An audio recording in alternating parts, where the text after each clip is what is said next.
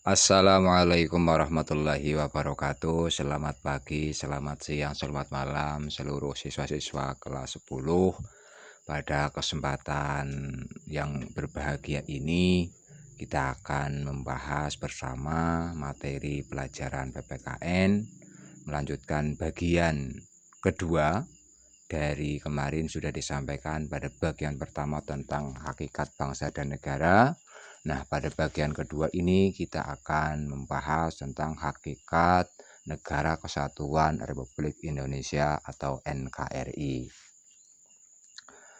Negara Indonesia merupakan negara yang berdiri berdasarkan proklamasi kemerdekaan. Nah, sejak kemerdekaan, negara Indonesia telah menentukan tujuan dan cita-cita negara yang akan diwujudkan. Nah, seluruh rakyat Indonesia bersepakat mendukung berdirinya Negara Kesatuan Republik Indonesia atau NKRI. Yang berikutnya makna Negara Kesatuan Republik Indonesia. Menurut pasal 1 ayat 1 Undang-Undang Dasar Negara Republik Indonesia tahun 1945, negara Indonesia adalah negara kesatuan yang berbentuk republik. Nah, Negara Kesatuan Republik Indonesia adalah kebangsaan modern. Artinya negara yang dibentuk berdasarkan semangat kebangsaan atau nasionalisme, yaitu berdasarkan tekad suatu masyarakat untuk membangun masa depan bersama di bawah satu negara yang sama, walaupun warga masyarakat tersebut berbeda. Berbeda apanya? Berbeda agama, berbeda ras, etnis, atau golongan.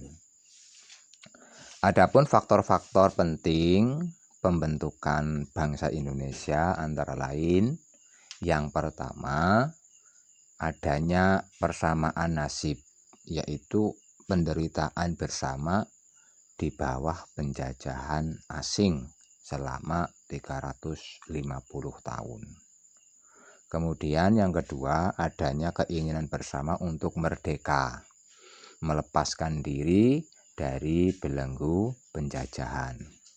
Yang ketiga adanya kesatuan tempat tinggal, yaitu wilayah Nusantara yang membentang dari Sabang sampai Merauke.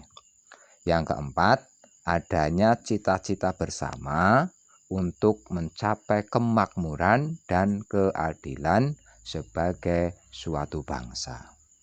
Dengan demikian, Negara Kesatuan Republik Indonesia atau NKRI adalah bentuk negara yang terdiri atas banyak wilayah atau kepulauan yang tersebar dengan keanekaragaman adat, suku, budaya, dan keyakinan yang memiliki tujuan dasar menjadi bangsa yang merdeka, berdaulat, bersatu, adil, dan makmur, dengan pemerintahan yang melindungi segenap bangsa Indonesia dan seluruh tumpah darah Indonesia, serta mewujudkan kesejahteraan umum, mencerdaskan kehidupan bangsa, dan melaksanakan ketertiban dunia.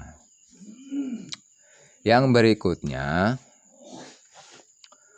fungsi Negara Kesatuan Republik Indonesia.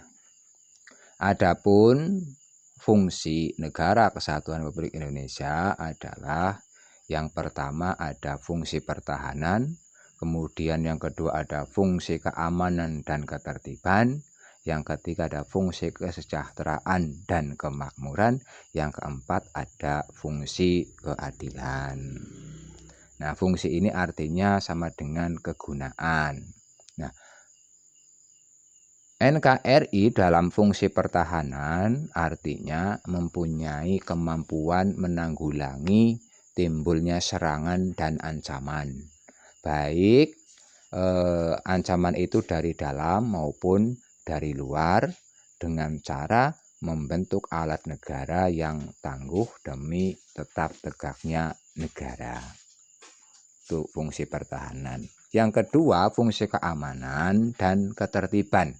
Artinya menciptakan suasana yang aman dan tentram demi keserasian dan keharmonisan hidup bernegara bagi warga negaranya.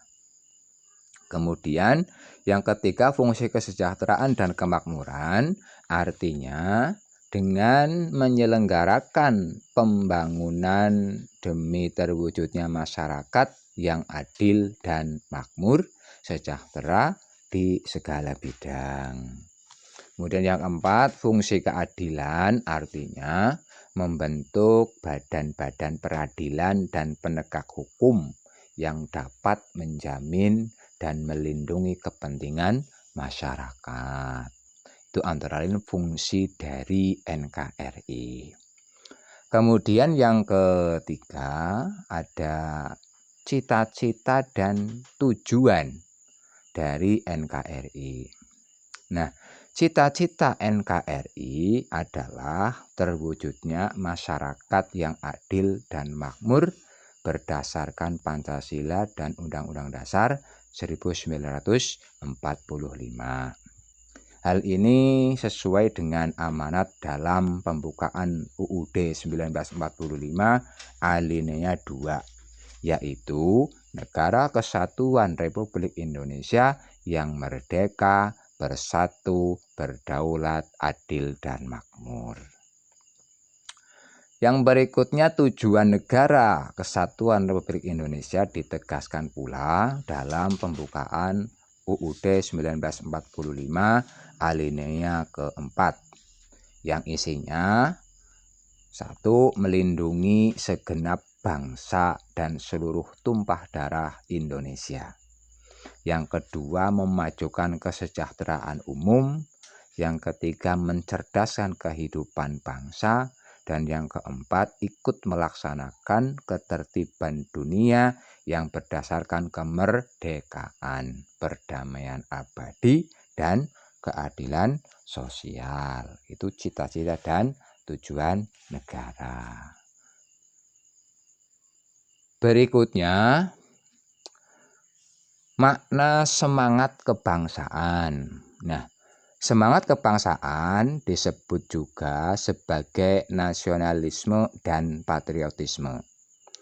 Nasionalisme adalah perasaan cinta yang tinggi atau bangga terhadap tanah air dan tidak memandang rendah bangsa lain. Nasionalisme merupakan paham kebangsaan yang tumbuh disebabkan karena 1. Adanya persamaan nasib dan sejarah serta kepentingan untuk hidup bersama. Yang kedua, sebagai suatu bangsa yang merdeka, bersatu, berdaulat, kemudian demokratis dan maju di dalam suatu kesatuan bangsa dan negara. Yang ketiga, cita-cita bersama guna mencapai, memelihara, dan mengabdikan identitas, persatuan, kemakmuran, dan kekuatan atau kekuasaan negara bangsa yang bersangkutan. Yang berikutnya, kata patriotisme. Kata patriotisme berasal dari kata patria, artinya tanah air. Kata patria kemudian berubah menjadi kata patriot, yang artinya seseorang yang mencintai tanah air. Nah, patriotisme berarti semangat cinta tanah air atau sikap seseorang yang bersedia mengorbankan segala-galanya untuk mempertahankan bangsanya. Nah, patriotisme mengandung nilai-nilai antara lain 1. Patriotik, artinya siap sedia demi kepentingan bangsa dan negara. Yang kedua, tegar, artinya selalu berusaha dan tidak putus asa. Yang ketiga, tangguh, artinya bersikap tahan uji. Yang keempat, ulet, artinya selalu mencari jalan keluar untuk penyelesaian masalah. Yang berikutnya, penerapan nilai-nilai nasionalisme dan patriotisme dalam kehidupan sehari-hari. Nah, dalam kehidupan sehari-hari kita bisa menerapkan nilai-nilai nasionalisme dan patriotisme ada di lingkungan sekolah, di lingkungan masyarakat, maupun di lingkungan yang lebih luas dalam berbangsa dan bernegara. Contoh, kalau di lingkungan sekolah, penerapan nilai-nilai patriotisme dan nasionalisme antara lain menghormati guru, kemudian belajar dengan sungguh-sungguh, kemudian ikut aktif dalam kegiatan-kegiatan sekolah, kemudian menjaga nama baik sekolah, dan seterusnya. Nah, kalau di lingkungan masyarakat, contoh penerapan nilai-nilai nasionalisme dan patriotisme bisa satu, membayar pajak tepat pada waktunya, kemudian mengikuti kegiatan siskamling, kemudian membantu masyarakat yang terkena atau tertimpa korban bencana alam, dan lain-lain.